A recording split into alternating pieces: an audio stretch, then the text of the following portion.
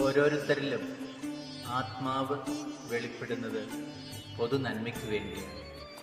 1 Corinthians 12:7. സ്നേഹമുള്ളവരെ, ഈ ദിവസങ്ങളിൽ നമ്മൾ പരിശുദ്ധാത്മാവിൻ്റെ സാന്നിധ്യത്തെക്കുറിച്ചും പരിശുദ്ധാത്മാവിൻ്റെ പ്രവർത്തനങ്ങളെക്കുറിച്ചും നമ്മൾ ചിന്തിക്കുകയും പ്രാർത്ഥിക്കുകയും ചെയ്യുകയായിരുന്നു. പഴയ നിയമത്തിലും പുതിയ നിയമത്തിലുമൊക്കെ പരിശുദ്ധാത്മാവിൻ്റെ സാന്നിധ്യത്തെക്കുറിച്ച് നമ്മൾ കാണുകയുണ്ടായി. ഇന്നലെ മിനിങ്ങാതുമായിട്ട് പരിശുദ്ധാത്മാവിൻ്റെ ദാനങ്ങളും ഫലങ്ങളും നമ്മൾ കാണുകയുണ്ടായി. ഇന്ന് നമ്മൾ ചിന്തിക്കുവാനായിട്ട് ആഗ്രഹിക്കുന്നത് പരിശുദ്ധാത്മാവിൻ്റെ വരങ്ങളെക്കുറിച്ച്. പരിശുദ്ധാത്മാവ് വ്യക്തികളിൽ വരുമ്പോൾ പരിശുദ്ധാത്മാവ് ധാരാളം വരങ്ങൾ അവർക്ക് നൽകുന്നു. കാരിസം.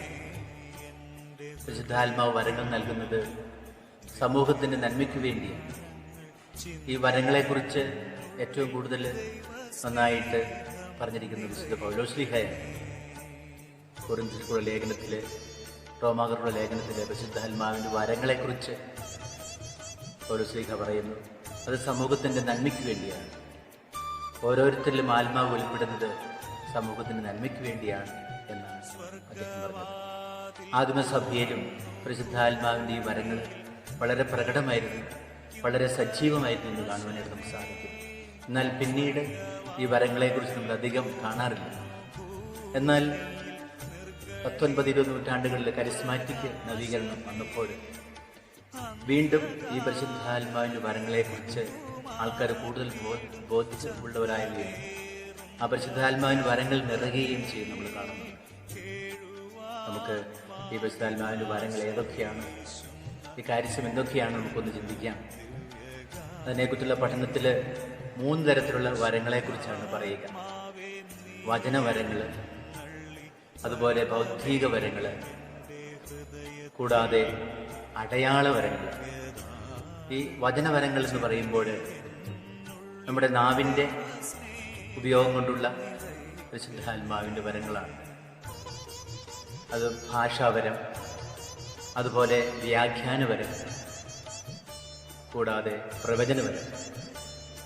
പരിശുദ്ധാത്മാവ് ഈ ഭാഷാവരം നൽകിയ ഭാഷാവരത്തിൽ പ്രാർത്ഥിക്കുവാനായിട്ട്, ഭാഷാവരത്തിലൂടെ സന്ദേശം നൽകുവാനായിട്ട്, അതുപോലെ ഭാഷാവരത്തിലൂടെ സംസാരിക്കുവാനായിട്ട്. അങ്ങനെ നമ്മൾ ഇന്ന് പ്രാർത്ഥനാ ഗ്രൂപ്പുകളൊന്നും കാണുമ്പോൾ ഭാഷാവരത്തിൽ സംസാരിക്കുക, ഭാഷാവരത്തിൽ പ്രാർത്ഥിക്കുക, അല്ലെങ്കിൽ ഭാഷാവരത്തിൽ നമ്മൾ പ്രവചിക്കുന്നതൊക്കെ നമ്മൾ കാണുന്നു. ഇനി നമ്മുടെ പ്രവചനവരത്തെക്കുറിച്ച് ചിന്തിക്കുമ്പോൾ പരിശുദ്ധാത്മാവിൻ്റെ ഈ പ്രവചനവരം സമൂഹത്തിൻ്റെ നന്മയ്ക്ക് വേണ്ടിയിട്ട്, വ്യക്തികളുടെ നന്മയ്ക്ക് വേണ്ടിയിട്ട് ചില മുന്നറിയിപ്പുകളും ചില അടയാളങ്ങളൊക്കെ നൽകുകയാണ്. അടയാളങ്ങളെ വിവേചിച്ചറിയുന്നത് നമുക്ക് കാണുവാനായിട്ട് സാധിക്കും.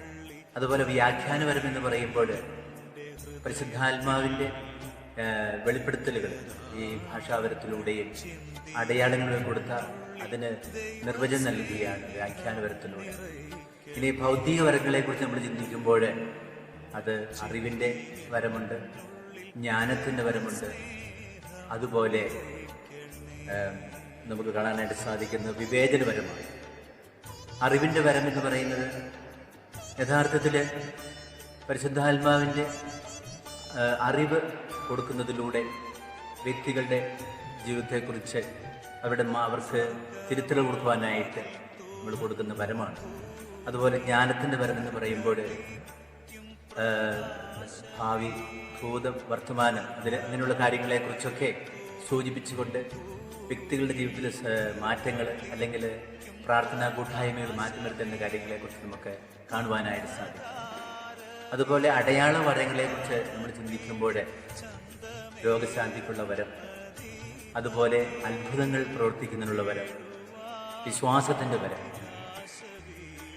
നമ്മൾ ഈ പരിശുദ്ധാത്മാവിൻ്റെ വരങ്ങൾ ലഭിച്ചു കഴിയുമ്പോൾ രോഗശാന്തി നൽകുന്നത് നമ്മൾ കാണുവാൻ സാധിക്കും. അതുപോലെ അത്ഭുതങ്ങൾ പ്രവർത്തിക്കുന്നത്, വിശ്വാസത്തിൻ്റെ ശക്തിയിൽ പ്രാർത്ഥനയിലൂടെ അത്ഭുതങ്ങൾ പ്രവർത്തിക്കുന്നത് നമുക്ക് കാണാം.